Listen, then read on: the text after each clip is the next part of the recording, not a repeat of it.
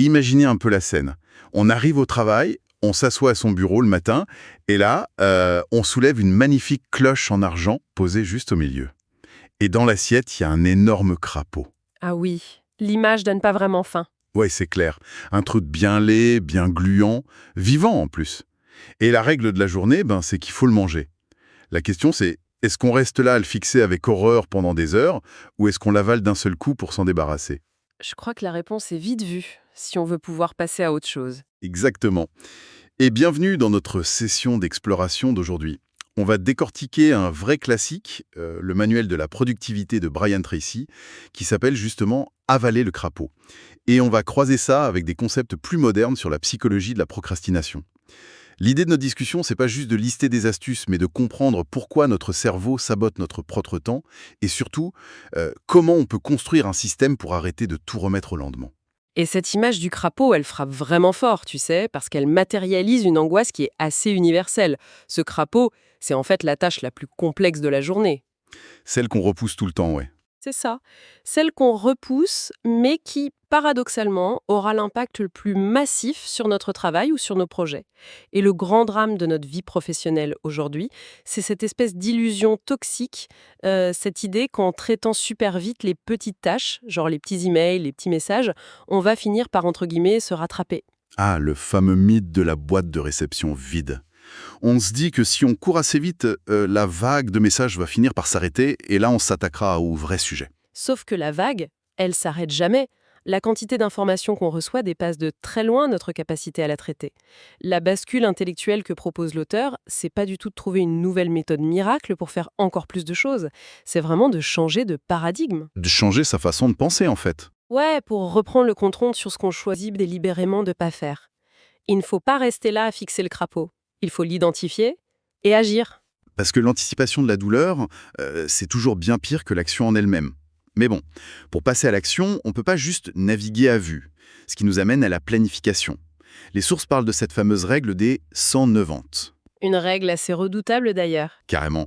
Investir 10% de son temps à organiser et planifier le travail avant même de commencer, ça permettrait d'économiser 90% du temps d'exécution ensuite.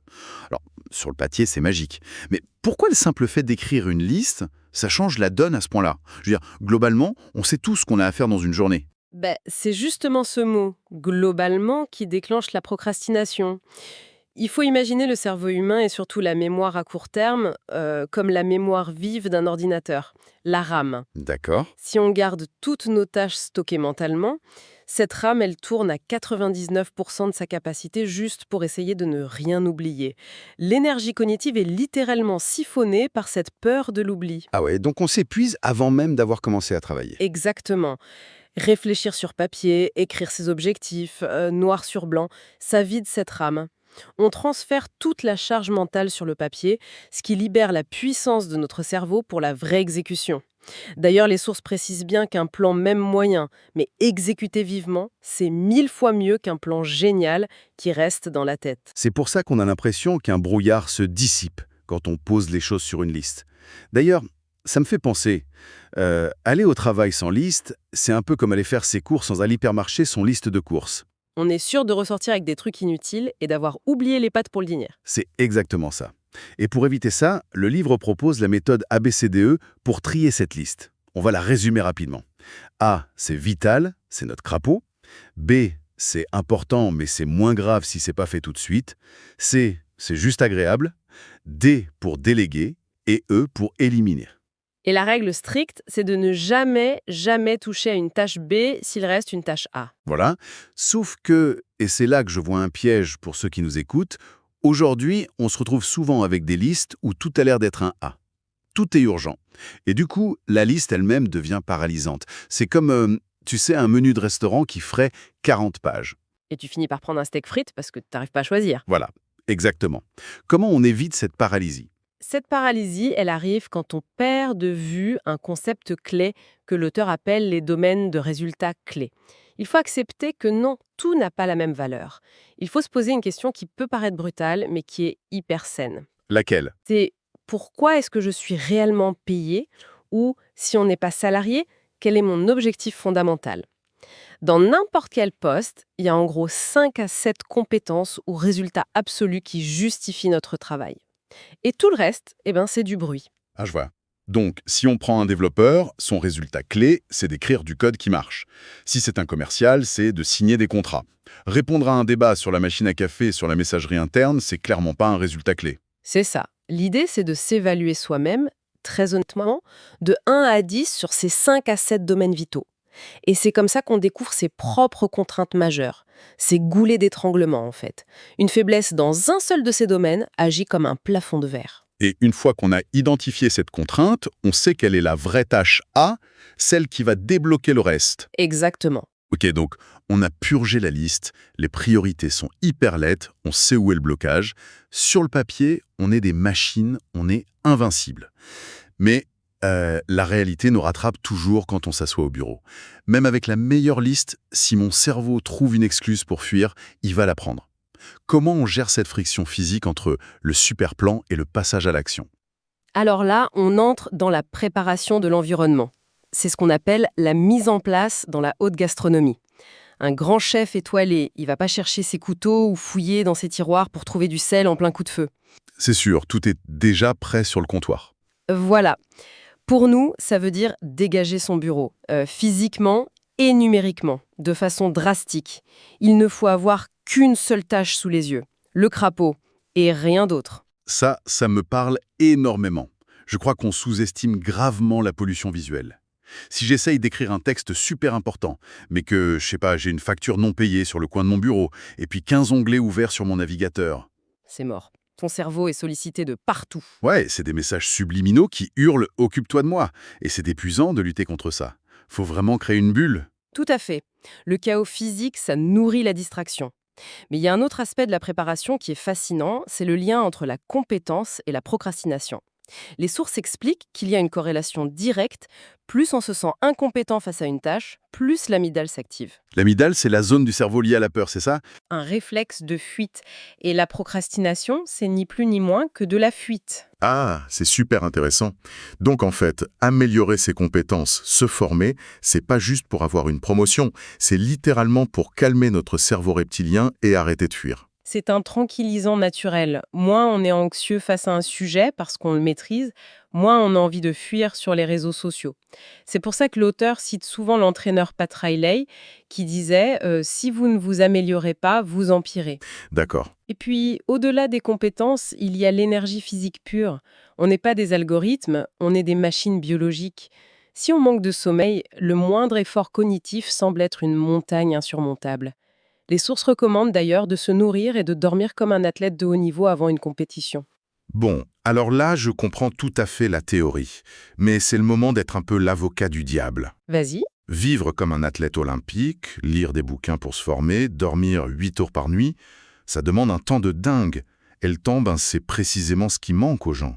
C'est un peu un paradoxe cruel, non?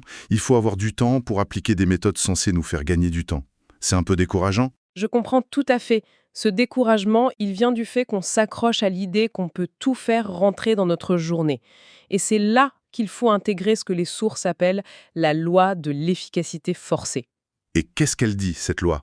Elle dit une vérité absolue. On n'a jamais, au grand jamais, assez de temps pour tout faire. Rassurant? Mais attends, c'est en fait très libérateur, parce que ça élimine complètement la culpabilité. Quand on comprend qu'on ne pourra de toute façon pas rayer toutes les lignes de la to-do list, on arrête de s'en vouloir, on arrête d'essayer de tordre les lois de la physique. D'accord, on lâche prise sur l'impossible. Voilà. Et la deuxième partie de cette loi, c'est qu'on a toujours assez de temps pour faire ce qui compte le plus. Imagine qu'une urgence grave survienne, un truc de santé dans la famille. Ton agenda se vide à la seconde. Le temps apparaît par magie. Donc, c'est pas une question de temps, c'est une question de gravité perçue. C'est fort, ça. Donc, si on traite notre sommeil ou notre formation stratégique avec la même gravité, on accepte de laisser tomber les petites choses sans aucun remords. Exactement. Le choix devient conscient. Ok. Donc, la culpabilité est partie, le bureau est rangé, on a bien dormi, on sait quel crapaud on doit avaler. Mais des fois, le crapaud, c'est un projet énorme. Genre un truc sur 6 mois. La tâche A, est tellement gigantesque que notre fameuse amygdale se remet à clignoter en rouge. Comment on évite la crise de panique face à un mur pareil? Il faut tromper son propre cerveau. Et le livre propose des techniques avec des noms un peu bizarres, très imagés, comme la technique du salami ou celle du gruyère. J'adore ces noms. Oui, ça paraît enfantin, mais c'est hyper sérieux. Face à un salami entier, tu peux pas l'avaler d'un coup, tu vas t'étouffer. Ton esprit réagit pareil face à un gros projet. Donc la technique du salami, c'est de découper la tâche en tranches tellement fines que la sensation de menace disparaît complètement. Le cerveau regarde la tranche et se dit écrire juste 3 phrases pour l'introduction, ouais, sache que survivre. La menace disparaît. Et la technique du gruyère, du coup? Le gruyère, c'est faire des petits trous dans la tâche.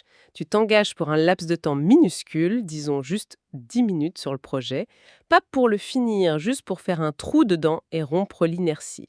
Ça rappelle l'histoire du musicien à qui on demande comment aller au Carnegie-Hall. La réponse, c'est par la pratique. Une note après l'autre. Et c'est cette rupture de l'inertie qui compte. Parce qu'une fois la première tranche avalée, on touche à un autre principe vital de l'exécution dont parlent les sources. C'est l'assiduité, ou le fait de ne faire qu'une seule chose à la fois. Le single handling. Ah, ça c'est crucial. Et il y a un chiffre terrifiant qui est cité. C'est le coût du changement de contexte. Les recherches montrent que si on commence une tâche complexe, qu'on s'arrête juste pour regarder une notification ou un email, et qu'on y revient, le temps total pour finir cette tâche peut augmenter de 500%. C'est gigantesque, 500%. C'est le vrai fléau de notre époque avec les messageries instantanées. C'est comme conduire dans des embouteillages monstres. Tu démarres, tu freines, tu redémarres, tu avances à 2 à l'heure, mais tu brûles 3 fois plus de carburant, notre carburant mental, juste en relançant le moteur à chaque fois. Alors que rouler sur une autoroute déserte à 110 à l'heure, ça demande quasi aucun effort au moteur. Qu'est-ce qui se passe dans la tête quand on est interrompu? À chaque interruption, ton cerveau doit complètement se désengager du contexte de la tâche A. Ensuite, il doit charger les règles de la tâche B, s'y adapter, y répondre. Et après, il doit faire tout le chemin inverse pour retrouver où tu en étais sur la tâche A. Une vraie gymnastique. Ouais, et ce chargement et déchargement de la RAM, ça consomme énormément d'oxygène et de glucose. C'est pour ça qu'à 14 heures, des fois on est complètement vidé alors qu'on a l'impression d'avoir rien fait de la matinée. On a juste jonglé. Donc l'assiduité, c'est fermer les portières, couper les notifications et refuser de s'arrêter tant que le crapaud n'est pas mangé. Mais le truc avec cette métaphore de l'autoroute déserte, c'est que ça peut créer une forme d'hypnose. Au bout d'1 heure ou 2, on se fatigue, on s'ennuie, la volonté, c'est pas inépuisable. On peut pas juste serrer les dents toute la journée. Comment on garde le rythme sans exploser en vol? C'est très juste. La volonté s'épuise. Du coup, les gens très efficaces ne comptent pas là-dessus. Ils créent ce que l'auteur appelle des systèmes de forçage. Au lieu d'attendre l'inspiration ou que le patron vienne mettre la pression, ils se créent leur propre urgence. Ils se fixent des sous-échéances, c'est ça? Ouais, des sous-échéances hyper strictes, parfois même rendues publiques pour s'obliger à les tenir, et ils s'interdisent tout passe droit. Genre, si j'ai pas fini ce rapport à midi, je m'interdis d'aller déjeuner. On se piège soi-même pour la bonne cause. Exactement. Et en fait, cette pression artificielle déclenche un mécanisme neurologique hyper puissant, l'expérience gratifiante intrinsèque ou l'état de flow. Notre cerveau adore les récompenses. Chaque fois que tu coches une petite tâche ou une tranche de salami, le cerveau libère de la dopamine. Et la dopamine, c'est pas juste pour se sentir bien, si. Non, c'est aussi un précurseur de l'adrénaline. Ça te donne littéralement un regain d'énergie physique et mentale pour enchaîner avec la tâche suivante. Le mouvement crée le mouvement, tout simplement. Ça me rappelle une anecdote incroyable dans le livre avec cette histoire de baril de pétrole. L'auteur raconte une traversée qu'il a faite dans le désert du Sahara. C'est un environnement immense, plat, terrifiant. T'as peur de mourir si tu te perds. Oui, cette métaphore est géniale. Et la seule façon pour eux d'avancer, sans paniquer, c'était de suivre des barils de pétrole peints en noir, laissés tous les 5 kilomètres. Et en fait, à n'importe quel moment, tu ne voyais que 2 barils. Celui que tu venais de passer et le suivant devant toi. Tu voyais jamais la ligne d'arrivée. T'avais juste besoin de voir le prochain baril. C'est la métaphore absolue de la persévérance. Le désert, c'est notre vision à long terme, nos immenses projets de vie qui font tellement peur. Mais l'action, elle se passe uniquement entre 2 petits barils. Ouais. Si on combine tout, la règle des 19-9, l'identification de notre contrainte majeure, et qu'on découpe avec le salami, on transforme une montagne énorme en une petite suite de barils de pétrole.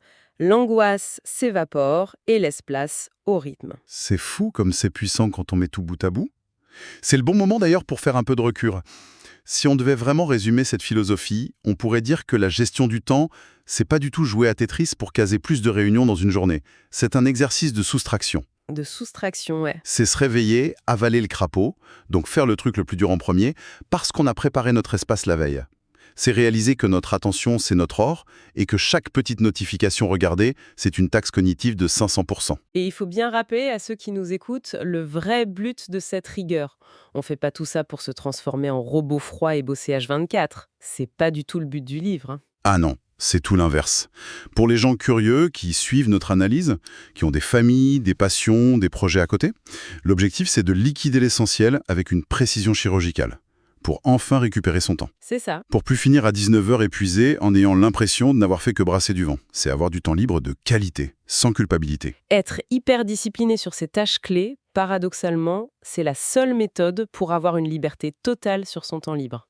Il faut refuser de gérer les urgences des autres pour protéger son propre espace. Ce qui nous amène à une réflexion finale qu'on trouve dans les sources et qui secoue pas mal. Le livre affirme que ce sont nos intentions pour le futur qui dictent nos actions d'aujourd'hui. Mais si on inversait le truc? Comment ça? Imaginons qu'un détective privé suive chacune de nos actions aujourd'hui. Il regarde où on clique, le temps qu'on passe sur les réseaux, sans jamais nous parler. Quelles intentions à long terme il déduirait de notre comportement? Est-ce qu'il verrait nos grandes ambitions? Ou est-ce qu'il conclurait, tragiquement, que le grand projet de notre vie, c'est d'avaler les crapauds des autres? C'est une vraie question à se poser. La prochaine fois que vous soulevez la cloche en argent, assurez-vous au moins que le crapaud qui est en dessous, c'est bien le vôtre.